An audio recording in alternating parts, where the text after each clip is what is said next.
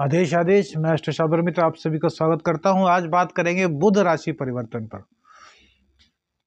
मेष से लेकर मीन तक बुध राशि परिवर्तन किस किस प्रकार से आप लोगों के लिए लाभदायक होगा, किस किस प्रकार से आपके लिए शुभदायक होगा, इसके लिए बात करेंगे। देखिए, 2 फरवरी को बुध देवता अपनी राशि का परिवर्तन करते हुए शनिदेव की साधारण राशि में प्रवेश करेंगे और 20 तारीख तक यहीं पर रहने वाले हैं।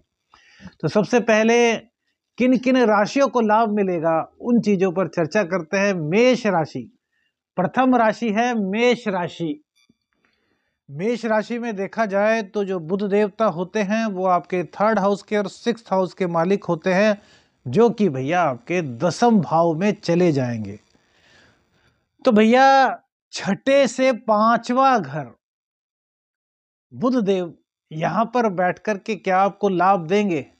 तो हम कहते हैं कि भैया आपको बुध देवता यह कह रहे हैं कि आप पराक्रम कीजिए और आपके कैरियर की जिम्मेदारी हमारी है। तो बुध देवता की सुनिए और पराक्रम करने में किसी भी तरह की कोई कोर कसर बाकी मत छोड़िए। आपके कैरियर में बुध का यह गोचर पड़े आराम से 4 चांद लगा रहा है। छोटी मोटी यात्राएं जहां बुध देवता आपकी कराएंगे, वहीं भाई बहनों की मदद करने का भी आपको सुअवसर प्राप्त होगा। रोग, रिपु, ऋण, ये तीनों थोड़े से खड़े तो होंगे आपके सामने, लेकिन यदि आपने पराक्रम का दामन ना छोड़ा, अपनी दिनचर्या को व्यवस्थित रखा, गणेश जी को रोजाना दूबड़ा घास चढ़ाया, तो आपके लिए यह गोचर अति उत्तम साबित होने वाला है। इसमें किसी प्रकार की कोई भी दुविधा नहीं है। बुध देवता जहां आपके व्यापार को बढ़ाएंगे, वहीं आपको सुखों का भोग भी कराएंगे। मां का आशीर्वाद लेना आपके लिए परम आवश्यक है। सूर्यदेव यहाँ पर पूर्ण रूप से विराजमान है, पूर्व से ही विराजमान है, तो बुधादित्य योग 10वें स्थान में बनेगा, जिससे राजनीति में आपका दबदबा बनेगा। राजनीति में आपका सानी कोई नहीं रहने वाला। व्यापार में आप बहुत ऊंचा जाएंगे। माता पिता की जितनी सेवा करेंगे उतना ही लाभ आपको इस गोचर काल में होगा। गणेश जी की आराधना करना, गणेश जी को दूबड़ा अर्पित करना बिल्कुल मत भूलिएगा। अब बात करते हैं वृषभ राशि की। तो वृषभ राशि में ये 2nd हाउस के और 5th हाउस के मालिक होते हैं, जो कि बहुत ही कारक होते हैं। अब तक आपका धन कहीं ना कहीं, आपका प्रेम कहीं ना कहीं थोड़ी सी दिक्कतों में रह रहा था। प्रेम संबंधों में दिक्कतें चल रही थी, वही धन आता आता रुक रहा था, सेविंग नहीं हो रही थी। लेकिन अब जैसे ही 9वें भाव में 2 तारीख में बुध देवता गोचर करेंगे, तो आपके पास सबसे पहले तो सेविंग आपकी बहुत अच्छी हो जाएगी। आपकी बोली बहुत मृदु हो जाएगी। आपकी वाणी के कारण लोग आपसे आकर्षित होंगे। आपके सभी कार्य वाणी के बल पर बन जाएंगे। और वहीं अचानक से धन प्राप्ति, कुटुंबी जनों से कोई मतभेद था तो वो आपका समाप्त होगा। आपका खोया हुआ प्यार आपको मिलेगा। आपके प्रेम संबंधों में जो भी दिक्कतें चल रही थी वो समाप्त हो जाएंगी। केतु हालांकि बैठे हैं, लेकिन फिर भी उनके स्वामी जो हैं, आपके 5वें भाव के स्वामी बुध देवता सूर्य देव के साथ होने के कारण, बुधादित्य योग का निर्माण 9वें भाव में होने के कारण और 9वें भाव के स्वामी का 10वें भाव में होने के कारण व्यापार आपका जहां फले फूलेगा, वही भाग्य की बदौलत नौकरी में आपको बहुत ज्यादा प्रमोशन के चांसेस हैं। नौकरी नहीं थी तो नौकरी मिल जाएगी। हर हालत में आज की आप वो पहली राशि हैं जिसको कि बुध देवता ऊपर से नीचे तक हर तरह की खुशी देने के लिए तत्पर रहेंगे। बस आपको तैयार रहना है गणेश भगवान जी की आराधना करने के लिए। गणेश भगवान जी को रोजाना दूबड़ा घास अर्पित कीजिए। गणेश जी के मंदिर में जाइए, गणेश जी के दर्शन कीजिए। गणेश अथर्वशीष का पाठ कर सकते हैं तो अति उत्तम रहेगा। बात करते हैं मिथुन राशि की। मिथुन राशि में बुधदेव बहुत ज्यादा कारक होते हैं। आपके लग्नेश होते हैं और आपके चतुर्थेश होते हैं। लग्नेश और चतुर्थेश भैया 8वें भाव में जाएंगे। यह अच्छा नहीं कहा जा सकता। हालांकि अष्टम भाव में सूर्यदेव विराजमान है तो बुधादित्य योग बनेगा, सूर्य को जो है दोष नहीं लगता।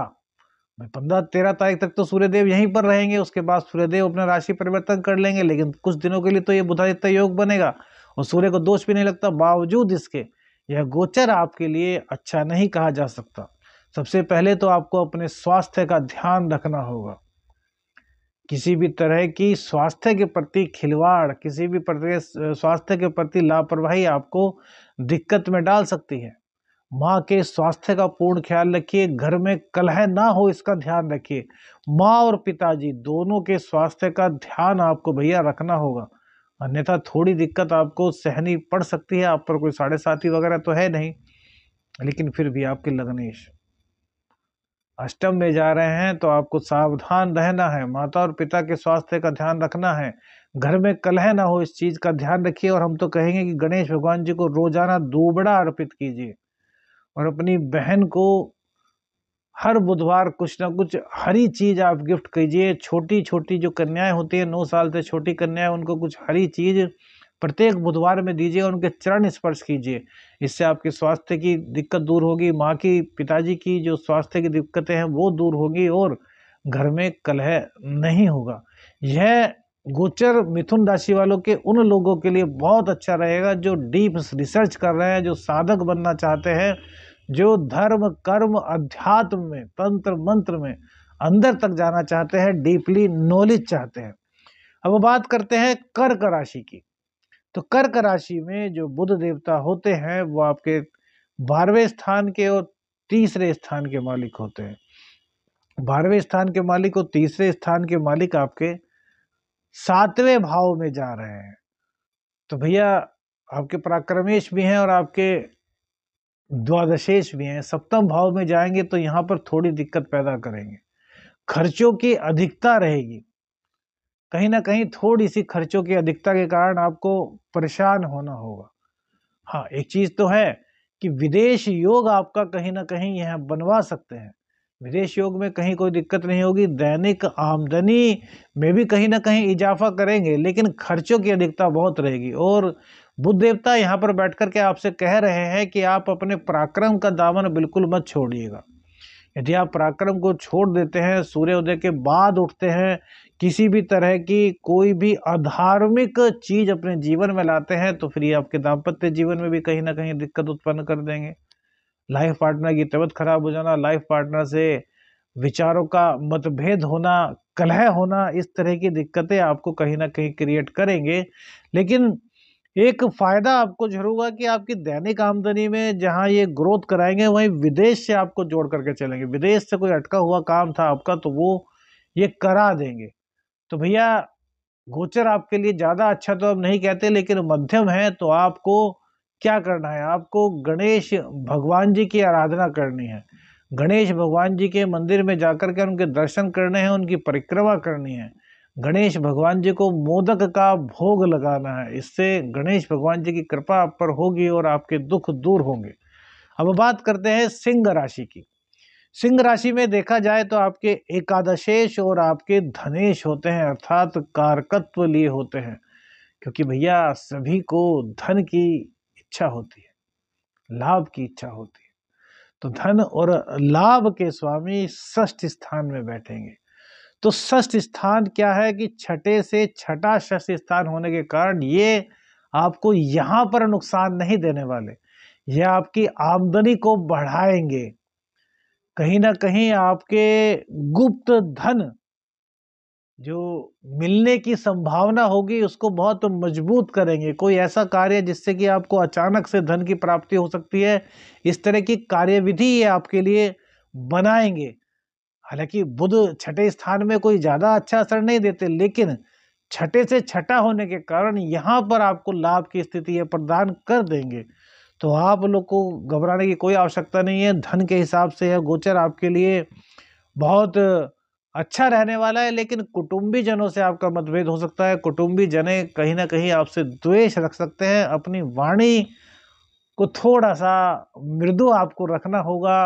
अपनी वाणी को अशोभनीय बिल्कुल भी ना बनने दें और गणेश भगवान जी की आराधना आप करते रहें।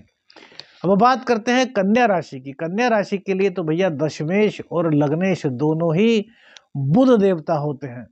और भैया कन्या राशि वह दूसरी राशि है जिसको कि बुध देव की कृपा से इन 20 दिनों में बहुत कुछ मिलने वाला है। छोटा सा गोचर है, लेकिन बुध देवता यहाँ पर बैठ कर के आपको बहुत कुछ देने की सामर्थ्य रखते हैं, बस आप लेने वाले चाहिए। देखिए, आपके लग्नेश और आपके दशमेश पंचम स्थान में बैठेंगे, शनि की राशि में बैठेंगे सूर्य के साथ। तो सूर्य के साथ यहाँ पर बुधादित्य योग का निर्माण होगा 13 तक, 13 फरवरी को सूर्यदेव चेंज हो जाएंगे, वो छठे भाव में चले जाएंगे। तो 5वें नंबर में, अर्थात आपके प्रेम स्थान में, आपके ज्ञान स्थान में, आपके शिक्षा के स्थान में बुधादित्य योग, और बुधादित्य योग में भी आपका लग्नेश भी शामिल हो गया और आपका दशमेश भी शामिल हो गया। तो बहुत ही शुभ स्थिति बनेगी। सबसे पहले तो आपके व्यापार में जितनी दिक्कतें थी वो सब बुधदेव दूर कर देंगे। एकादश भाव को देखेंगे तो आपकी लगातार इनकम कराएंगे। भाई चंद्र के घर को बुध देवता देखेंगे और चंद्रदेव आपके एकादशेश हैं।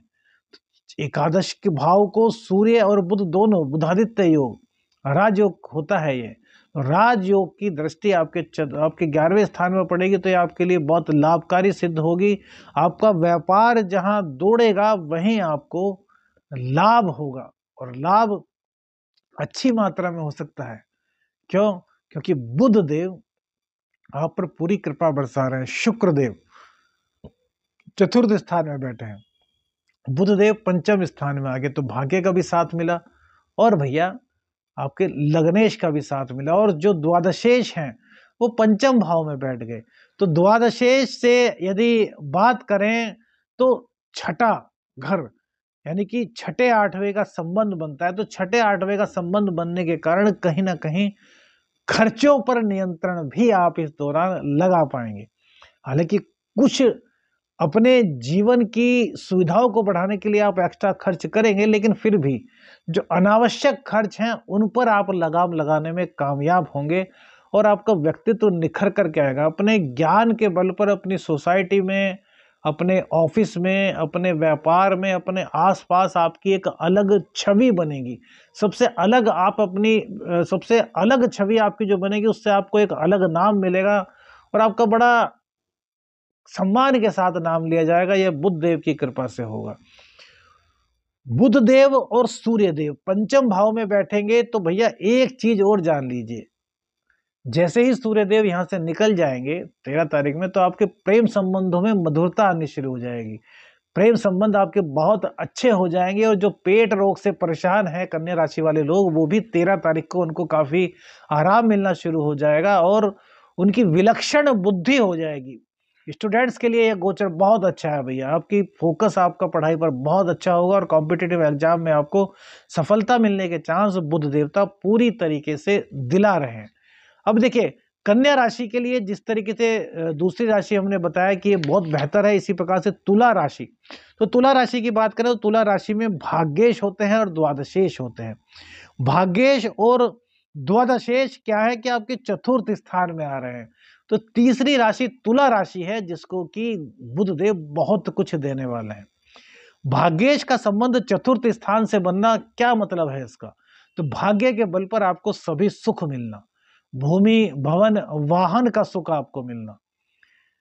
माता के स्वास्थ्य में कोई दिक्कत थी तो वो दिक्कत का दूर होना, व्यापार में कोई दिक्कत आ रही थी तो वह दिक्कत आपकी दूर होगी। राजनीति में है, राजनीति में तो सूर्यदेव आपको बढ़ा रहे हैं। बुधदेव यहाँ पर आकर के आपकी बुद्धि का लोहा सभी को मानने पर मजबूर कर देंगे। तो यहाँ भी आपके लिए है गोचर अति उत्तम दिखाई दे रहा है। किसी प्रकार की कोई दिक्कत इस गोचर में यहाँ पर नहीं दिखाई दे रही। अब बुध देवता चतुर्थ यानी कि दसम भाव को देखेंगे जहां पर कि कर्क राशि बनती है। तो व्यापार में आपके चार चांद लगाएंगे, क्योंकि व्यापार के जो असली कारक होते हैं वो बुध देवता ही होते हैं। नौकरी में आपको कोई दिक्कत चल रही थी वो आपकी दिक्कत दूर कर देंगे। कहीं ना कहीं अर्निंग को लेकर के या भाग्य को लेकर के आपको ऐसा लग रहा था कि साथ नहीं मिल रहा, तो यह 18 दिन का गोचर आपके लिए बहुत गजब सिद्ध होने वाला है। गणेश भगवान जी की आराधना करना बिल्कुल मत भूलिएगा। अब बात करते हैं तुला के बाद वृश्चिक राशि की। तो वृश्चिक राशि में जो बुध देवता होते हैं वो अष्टमेश होते हैं और आपके एकादशेश होते हैं। तो अष्टमेश और एकादशेश थर्ड हाउस में जा रहे हैं।